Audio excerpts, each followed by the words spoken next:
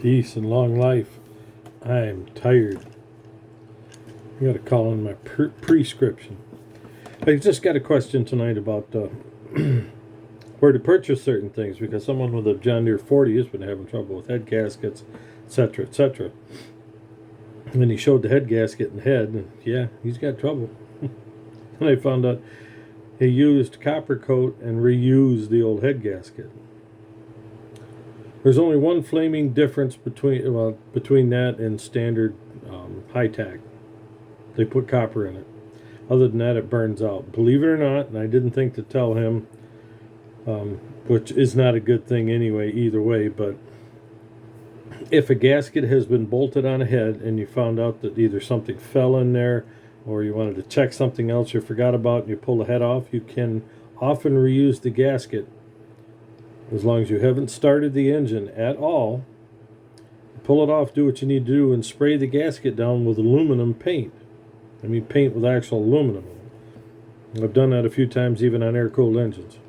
Not many times, probably 3 in the last 45 years. So that's just a heads up there. But believe it or not, there's 3 places that I get most of any of my precision tooling from that I have now, what little I have bought.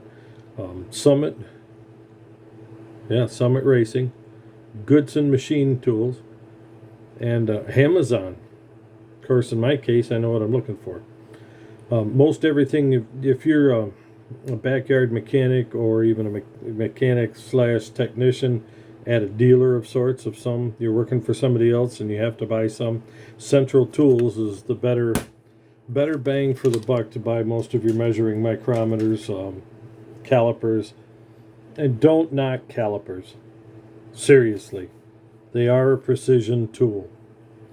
Especially if you look at the vernier calipers. They're harder to read. But once you learn how to read them, they're more accurate. It's set in stone. No, you can't sit there and recalibrate it every time. That part's a problem. But they don't wear. Their jaws are pretty hard. I had to have one for 10 years before I thought maybe that's not quite 0 anymore. But it wasn't 1/1000th either. So they're still quite usable. And I love it that you don't have to worry about a dial breaking, and there's no electronics, no battery. I mean, the electronic ones are that's great stuff until it gets below 40 degrees and then things start going south. How do I know? Yeah, on an insulated shop that's only partially heated. Yeah, they talk back to you, so if I want to use one of those, I have to put it in my pocket. True story. It works, but you got to think, you have to know. So the 3 places, as before, is Summit Racing, Goodson Machine Tools, and I don't know if that's their exact name. They go by Goodson for almost everything they have, and Amazon. Now, I used to be able to have the Snap-on guy show up, and he'd sell me anything Central Tools he had, because that's what Snap-on sold. And just stop right there. Don't count the big guys out. Go with cash, no checks, maybe a credit card, no debit card. It has to operate as a credit card. But if you go on their truck and they happen to have it, or they're willing to sell it to you and ship it to you, or you can go online and do it, Snap-on, Mac, and Matco, all of them have Central Precision Tools or Fowler or something else similar.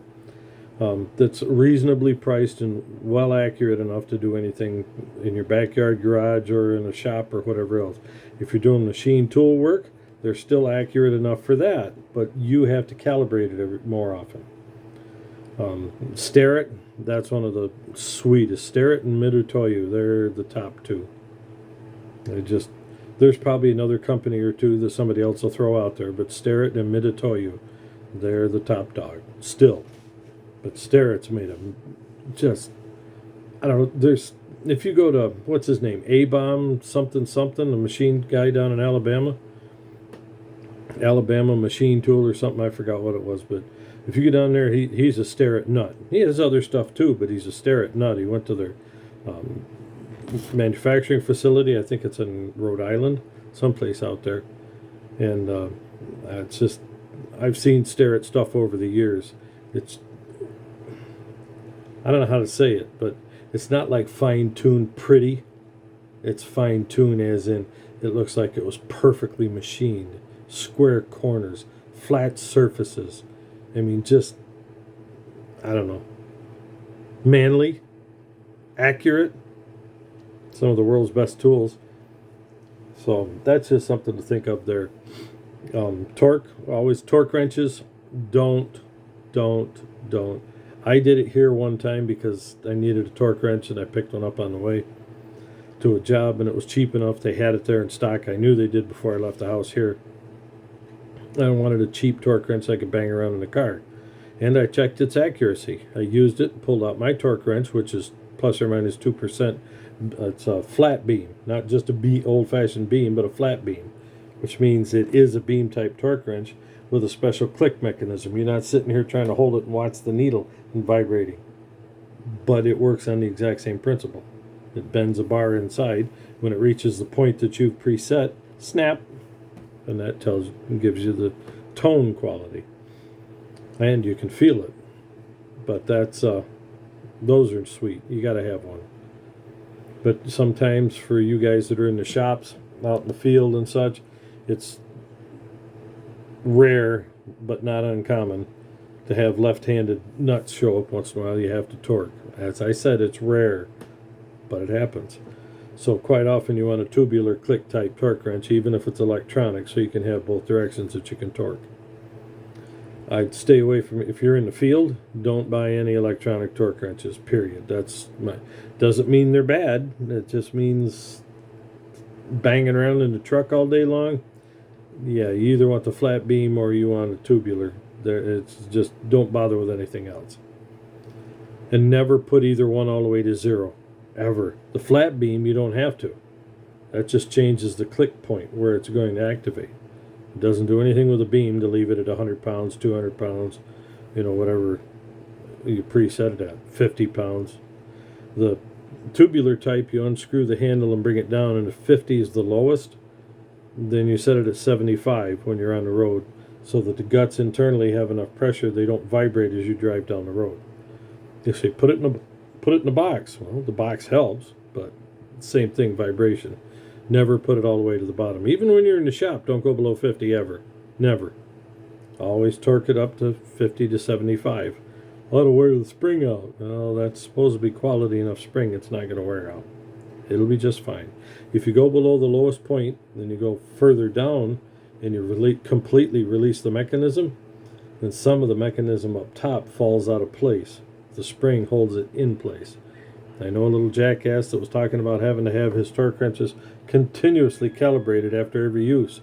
And after every single use, he put it down below the lowest setting. And every single tubular style torque wrench failed. 100% every time. Always going out for recalibration. Duh. So that's something to remember there. Torquing is precision. Your average tubular torque wrench is 4% clockwise and 6% counterclockwise. Accept it, unless you get it specially certified.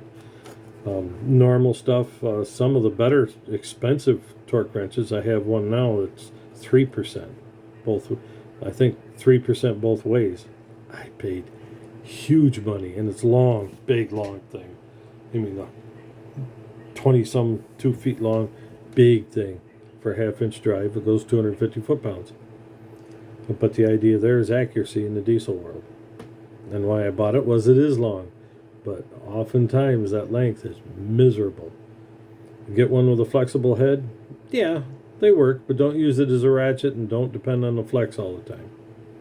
The flex helps because it only moves like 5 degrees either way, but it's usually a big help where you don't have to have an extension or anything else, because more extension you get, you start to pull the torque. It's going to follow the torque wrench as it leans, and then it might turn. So you have to hold, if you can get it right on the socket and just flex it up a little bit one way or the other to keep it out of the way of stuff, that's sweet. It's not necessary, but it is nice. So I've had 2 of them now that I have now with the flex on it. I could do without it, but I enjoy having it. So those are your precision instruments there to be careful with. You got to have good extensions if you're going to use them torquing. So But your micrometers, your C-frame micrometers and such, start with Central. I've got one that's a replaceable anvil. It's a big one for 4-inch, and I can put a long anvil in there to go 0 to 1. It gets annoying after a while, but every time you change the anvil, you pull out the standard, the 1-inch standard, put it in there, and check your micrometer. I have found that I don't have to change the stuff, but the anvil has an adjustment to it, so you can set the 0 to 1, so you can set that to 0. Once that's set, now you can take your other standards for 1 to 2, 2 to 3, and 3 to 4, and they actually have a collar on the bottom. This is a Central tool, replaceable anvil. You can change that collar to match that 0. It's a nice setup. Used it for years, and it is highly accurate. But does it handle well when you're down 1 to 2 and 0 to 1? No. So probably a year in, I actually bought a 0 to 1, several 0 to 1 mics. In fact, one of them, I took the not the anvil end, but the screw end, the tip of it, and ground a taper into it for getting into smaller places, and it was a cheap one. I forgot what variety it was, Fowler, I think. And you say, well, that's horrible, it'll never, no, the flat pad never changed. I cleaned that up, lapped that nice and clean, checked it with the standards, made it 0. It's as accurate as ever, but I can get into places that I couldn't before. And I bought another one with a ball anvil. What's that for? Measuring bearing shells that have the curve in them. You got to measure the bearing shell, put the ball anvil there, and your regular flat top on here. Do-do-do-do. Never tighten them down fully tight. Some of them you can use a friction, has a little friction dude where it'll release when it's there. You got to set those right. And what I got to it is, I'll hold the thing and I'll turn it with my finger, and you can feel the friction on it. Give it a gentle wiggle, left, right, up, down, and back and forth, just gentle. Keep turning with your finger, and it'll stop. Take the measurement. Don't take it off, because it'll turn. You'll lock it and drag it off. Well, if it's a bearing, you just ruined your bearing. You didn't destroy it, but it's not as good as it was. So, but still, that's just set it, lock it. Well, some of the stuff I have doesn't have locks. It doesn't matter. You're operating it. So take your time. So those are some of the things you can do. Inside micrometers, start with telescoping mics, or telescoping gauges, they call them. So what? Yeah. T-handle. It has a horizontal and a little knob at the top. Loosen the knob up, squeeze the buggers in, snug it down, don't tighten it, just snug.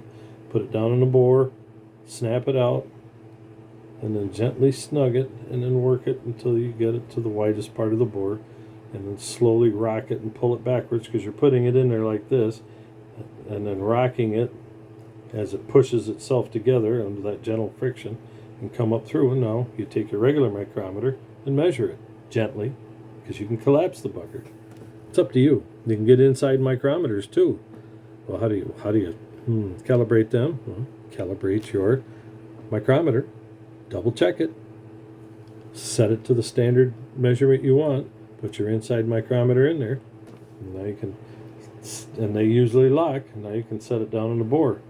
Or you can put it in the bore and fumble around with it until you get it so it just slides snugly through. Hopefully you locked it. Pick it up out of there, and now you can check your measurement. Double check it with a micrometer itself, but you can read it right off the tube. And you need to know, because the tube is usually a half an inch of calibrations, and then you have to know what your extensions are that you put on there. Usually it goes down to about 1, and that's it. So you start at 1, and then go from 1 to 1.5, and then you put an extension on it. Then it'll be 1.5 to 2. Then on up you go. So one I have has a rod type, and then the Central had a beautiful tube type. But I had an old rod type. Well, what's that mean? When your replacement anvil end, the replacement end on mine, the little hole in the middle on the backside, with a thumb screw, loosen the thumb screw, and you pull a rod out. Well, the first one is a flat one right up against it. Just a little rod with a head on it to stop it. But you can pull it up a little bit too. But you can get some others that have shoulders on them. Put in there for your next sizes all the way up. I think mine goes to 6 inches or something. But you have to be careful. You get up there, they start flexing. The tubular ones actually have a cap on the end for your 1-inch measurement. Take that off, put the tube on of the next size, put the cap on there, and then go down and do your measurements. Same thing, double check your calibration. If you're reading direct, check your calibration. So what do you mean? Set your number, 1 inch, 2 inch, 3 inch, and then check with your micrometer itself after it's been checked. And now you know that, or you make your adjustments, because there are fine adjustments on the measuring tube. And then set it where you want it. Make sure it's calibrated. Now you can put it down in there and direct read. So there's a lot of fumbling around with that stuff you can do, but it's relative with Central Tools and Fowler. They're relatively inexpensive, and you can build up a pretty good amount of measuring stuff over the years. But if you're starting out just doing simple stuff like valve jobs and valve seats and such, inside snap gauges and calipers will work very well for. And if some of the older tractors, you're talking 5,000 piston clearance, summing up, your caliper is going to do a good job. But you're going to need a 12-inch caliper, or at least an 8 or 10, if for no other reason, handling. So just some ideas there. But usually 0 to 6 is for caliper, whether it's dial, battery, or vernier, will be just fine for a majority of what you're doing. If you're just pulling heads off, checking valves, lapping them in, putting the thing back together, or you're just inspecting before you send it to the machine shop. The caliper will do, and a set of snap gauges will do everything you need. Anyway, that's where I figured I would go with that. But yeah, Goodson, Summit, Amazon, then of course after that Snap-on, Matco, and Mac. If you can develop a relationship with a dealer where he trusts you, or at least he doesn't have to trust you because you're paid, well, that helps. And like I say, they'll have some good inexpensive stuff, not just in their line with their name. All three companies have outside purchasing that they can do with other tool company that's aftermarket or outside purchasing for stuff like Central and Starrett. And there's another name I'm trying to think of that I can't remember at this point. General Tool. General tends to be a little cheap, but every once in a while they have something that nobody else does that works reasonably well. So, don't sell yourself short on all that. And once in a while you'll find some decent stuff at a local Napa store that's locally owned. You can find some really good stuff there, or you'll find somebody who can get it for you. I used to buy a lot of stuff from Napa, and then when they turned south in the area that I was at, then I went to another local place that wasn't affiliated with anything in general except CarQuest. But he wanted to sell stuff to you. He'd find it. And if he needed something right away, he'd go to one of the other local stores and sometimes drive a distance to get the part, to get it to you, to be sure that you got the part you needed. So working relationships are important.